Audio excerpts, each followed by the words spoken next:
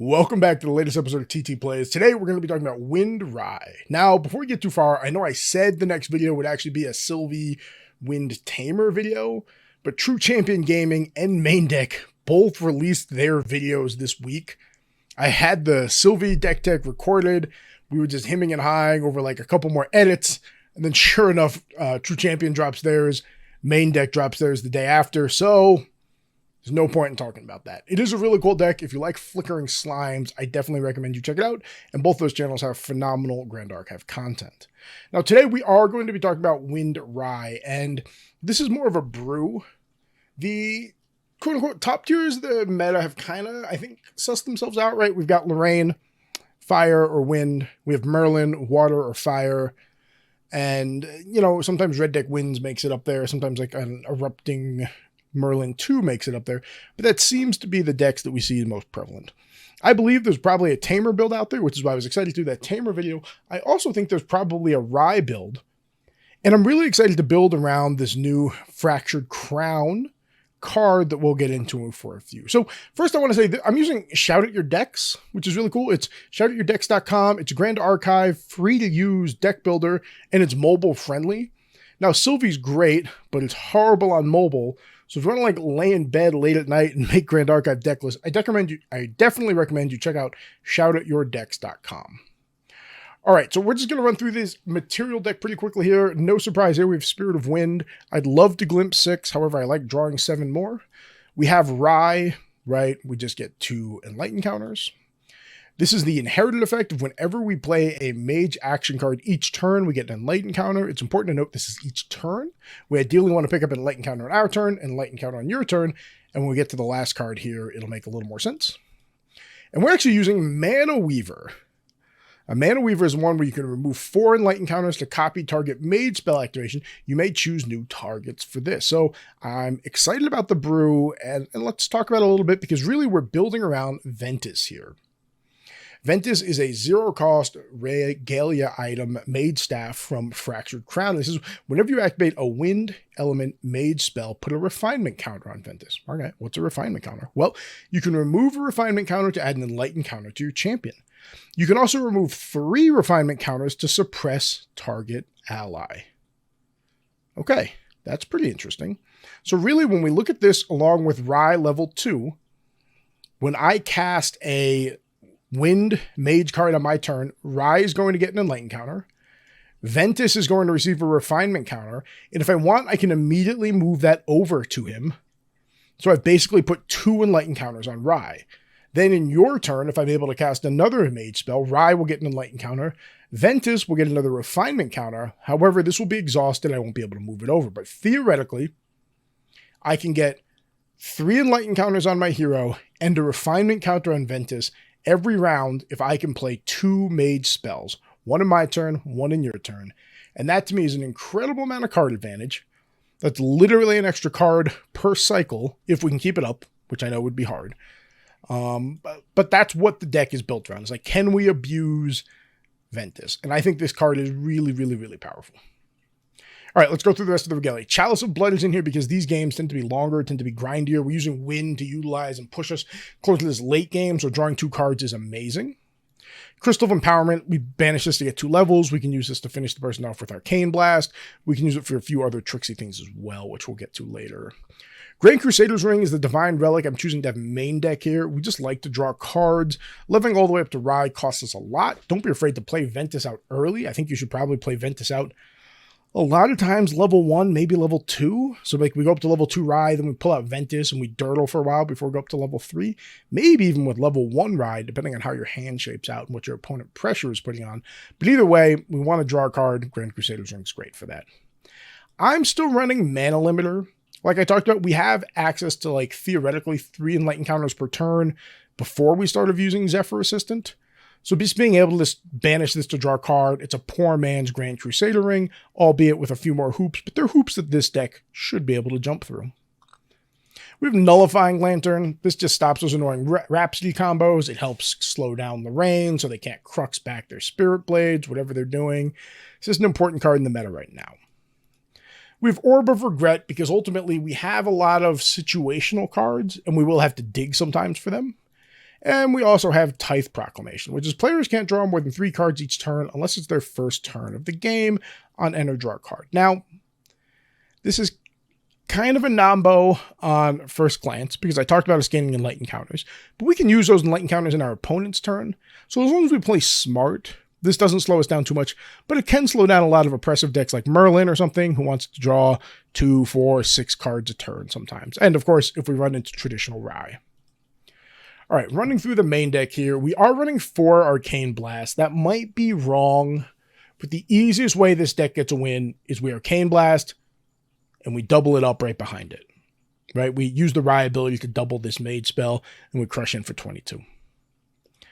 One of my favorite cards in this brew right now is Arcane Elemental. Now, this is probably wrong because it's rare for us to get this cost reduction, but if we can get him down and he starts crushing in for 7, that's pretty powerful. Now, we have to get our hero level to level 7, and then that theoretically lets us play him for free, and it ignores the Pride. There are a few ways to do that. It's not as easy as I'd like it to be. This card ultimately might come out. I'm only running 2, but it's a cute way to end. Now, the negative is at the beginning of the next end phase, banish Arcane Elemental if he attacked, but we're Wind, so we have all these flicker, bounce, displacement things, and then even if you suppress it, it's a different creature at the end, so this trigger goes away. We have Spellshoot Arcane, which again, we're drawing the game out to a long game duration. So this allowing us to soak a big hit from our opponents, in addition to giving us a draw of maybe 1 or even 2 cards. Really powerful there. Currently on 3. Could definitely see an argument for 4, but 3 has felt pretty good. Develop Mana is another Fractured Crown card I really like. The only negative about it is it's slow. But basically, 3, play this, put a level counter on our champion. In addition, it will give us that Enlightened counter as long as we're Rai level 2. And this is, again, one of the ways that we're kind of leveling up to leverage the Arcane Elemental here. Peer into Mana, just classic. We like a bunch of Enlightened counters. Don't forget the Enlightened counter for casting it. Dungeon Guide, phenomenal, obviously. Helps us get up to Rai level 3. Don't be afraid to use this to get to Rai level 2 if you have to, but ideally we use this to jump all the way up to Rai level 3. Scavenging Raccoon is another hedge in case we can't find the Nullifying Lantern. It also just banishes your opponent's floating memory. It's just a powerful little raccoon on a body. Sometimes you can even trade with him. He's just a good card. I'm on 2 right now. I could see an argument for more, but I think 2 is about the right number. Ace and Protector is just one of those really solid Wind cards. Intercept to help protect our hero. 3/4, champion. 3/4 so we can get some beating, and then return target ally you control to its owner's hand. So we'll talk about some synergies of that later, but it basically gives us some protection.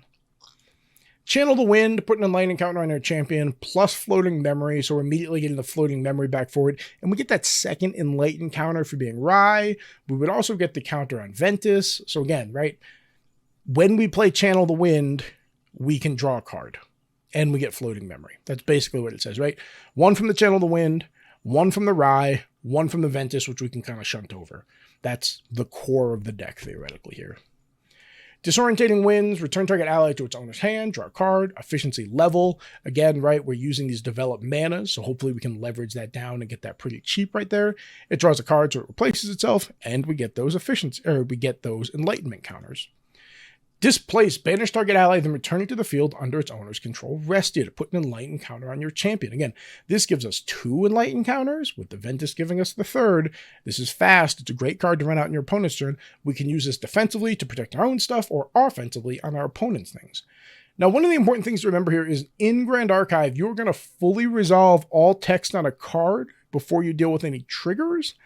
So if there's any enter or leave play abilities, it could be a little weird, because you're going to banish them and return them before you deal with any of the triggers. Next up, we have Fairy Whispers, just a phenomenal card again. Fast, glimpse, gets us a card back into our hand, so it replaces itself. It allows us to play it on our opponent's turn, picking up that other Enlightened counter.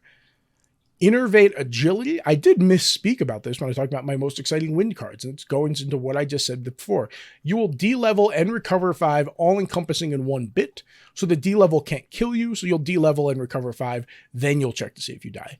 The more important thing, though, is the Stealth and Spell Shroud. Don't get me wrong, de-leveling and recovering can be huge, but Stealth or Spell Shroud is also just amazing. This card's really, really good. I'm currently on 2. I could definitely see an argument for the third. And that's one of the reasons I'm excited to share this deck with you. Is like, I've been playing it, I've been testing it. I'd love to see what y'all come up with from it as well. We have Ravaging Tempest. This is basically our board wipe. It's just a good card. We don't run a lot of cheap allies. We can bounce our allies back before we cast it, or we just honestly lean into this, cast it, and clear the board. It also banishes them. It does let your controller draw a bunch of cards, but again, we're coupling that with the Tithe Proclamation, so hopefully we can slow that down. It's fast, so we can do it on their turn, so hopefully they've already drawn a card for turn. There's a bunch of different ways we can leverage it, but Ravaging Tempest, again, is our board wipe. I'm currently on 2. Summoning Gale, again, efficiency level. We talked about the different ways to gain level. It's a fast mage spell, right? Gains us a bunch of counters, and it's wind. Return target ally to its owner's hand. Veiling Breeze just reduces the amount of damage we take. There's a lot of wind cards in the deck, as you obviously saw, preventing those into our champion. This is useful into those wide decks, like if we run into like Fire Tristan, Fire Xander or something, this card is super useful there. Wind Rai Invoker is just one of my favorite trading pieces to come out of FTC. Now, you do have to remove 2 Enlightened counters, but basically you get to draw a card, so you're a more efficient draw off the Enlightened counters, and this crushes in for 4. It's just a really solid card. Don't be afraid to bounce it. Because again, we're generating so many of those Enlightened counters. We're using them. This lets us draw a card at a cheaper rate. Still crushes in for 4. We have all those wind cards we just talked about up here that help bounce it or protect the card. So again, Invoker, solid card. I've won many a game just by swinging the Invoker through. The Zephyr is just phenomenal. I do want to point out, it also can target Regalia, which is really important. There's all sorts of different pieces out there we hate or things like that that we might need to get rid of. This is a phenomenal way to clear those out if we're worried about one of those items. Last, and certainly not least, is kind of the main engine of the deck is the Zephyr Assistant. I want to see a Zephyr Assistant every game. On enter, put an Enlightened counter on your champion. On leave, put an Enlightened counter on your champion. Those are just phenomenal, right? So we're flickering this, we're bouncing it, we're replaying this from hand as often as we can. We're just getting as many Enlightened counters as we can from the Zephyr Assistant there. So that's the deck in a nutshell, right? We're leveraging Ventus. Every time we activate a wind element mage spell, we're going to get an additional refinement counter on there. We're leveraging Rai level 2. Whenever you activate your first mage action card each turn, we put an Enlightened counter on your champion. We have a lot of mage cards that also give us Enlightened counters. And we're just trying to get these Enlightened counters, grind it out to like a mid-range to a late-range game. Our Regalia is set up to kind of help us in those late games, draw enough to get over the top. We can double up the Arcane Blast to crush through them. We have the cute Arcane Elemental swings for 7, possibly multiple turns of swinging for 7, or we can just grind them down with the Wind Rider, swinging for 4, drawing us a card, replacing itself, and being evasive because we have so many ways to bounce her back to hand. So that's the deck in a nutshell. I've really enjoyed playing it. Let's go over the sideboard real quick because we have some spicy things. One of the things I'm worried about in the game is Majestic Spirit. Champions get Spell Shroud. If another Crux Elemental unit, you can take damage, prevent up to half of it. So Merlin takes half damage and Merlin has Spell Shroud. It is just such a pain to deal with. Now, we have all sorts of interesting ways to suppress it. Also, if we bounce it to hand, it goes back into their material deck. So that's why we're running 3 copies of the Dream Fairy in our sideboard. Return target ally you don't control to its owner's memory. When it tries to go to memory, the Majestic Spirit actually fails, goes back to the material. Now they can recast it to get the Majestic Spirit again, but it still costs 12. And then opponents can activate a card like that as long as you control the Dream Fairy. She also has stealth, so we have Dream Fairy in here. The other counter is I'm actually running the Majestic Spirit in my own deck. And the Incarnate spell that summons this is doubleable by Rai. So they spend 12. It has efficiency on it to attempt to summon a Majestic Spirit. I will copy it, grabbing my own Majestic Spirit and slapping it on the board. I think it's adorable, hilarious. It's my favorite thing about the deck. But if I run into another Majestic Spirit deck, I'm bringing in Majestic Spirit and Dream Fairies. I think both are amazing. Here are those other... I'm actually cheating. I should only have one of those in there. So I have one more slot here. Let's just go 4 Dream Fairies for now. Here's the other Spell Shield Arcane. Here's a Tariff Ring. That 2 tax I really like to kind of slow people down there a little bit. I used to be running the Instant Grail here, the Chalice. Obviously, we pulled that out. Last but not least, a card that kind of confuses people is Poison Dagger. And this is kind of known, but the ability to instantly tap to do 1 point of damage is really powerful, even if it is telegraphed. So I Arcane Blast my opponent. They respond with a Spell Shield Arcane. Ideally, I want to let the Arcane resolve, then regain opportunity, plink them with the Poison Dagger. It will basically absorb that Spell Shield, as opposed to wasting the 11 points of damage coming through for the Arcane. So in matchups where I think they're going to do things like that, even Water Barrier, I'm going to be bringing in this Poison Dagger. Even though it's telegraphed, I still get rid of one of those strong prevention cards in their hand in exchange for a 0-costing Regalia. So in a nutshell, that is the entire deck. That is probably not the best way to look at it. Card stacks, card spread. There we go. Again, the material deck is pretty straightforward. We're leveraging Rai. We're generating these Enlightened counters. The deck is built around using this new card that's really cool, Ventus, Staff of Zephyrs from Fractured Crown, to basically give us 2 Enlightened counters per round with a 3rd floating. And then if we play anything that generates us an Enlightened counter, right, that gets us to 3 Enlightened counters per this 1 card. If we cast Displace, that's 3 Enlightened counters we pick up, which is enough for a cut draw. Our win conditions are Ace and Protector, just swinging through, just being chunky, just being a good bloke. That might be a female. Bloke might be gender neutral. I don't know. Just being a good person, swinging through. The Arcane Elemental, which I'm on the fence about. If you play the deck, please test it. Let me know how the Arcane Elemental worked out for you. But crushing in for 7 late game has always felt good. We're disrupting them a little bit with our Scavenging Raccoon. And our main engine here is this Zephyr ally, just giving us all the Enlightened counters in the world, being evasive, bouncing it, just continuing to get us extra value. And then the Wind Rider Invoker, just giving that crushing in for 4, drawing us a card for the cost of 2 Enlightened counters. And then in addition, if we bounce it, we just get that recurring value out of it. It also has that Mage tag, which, as we talked about, is really important.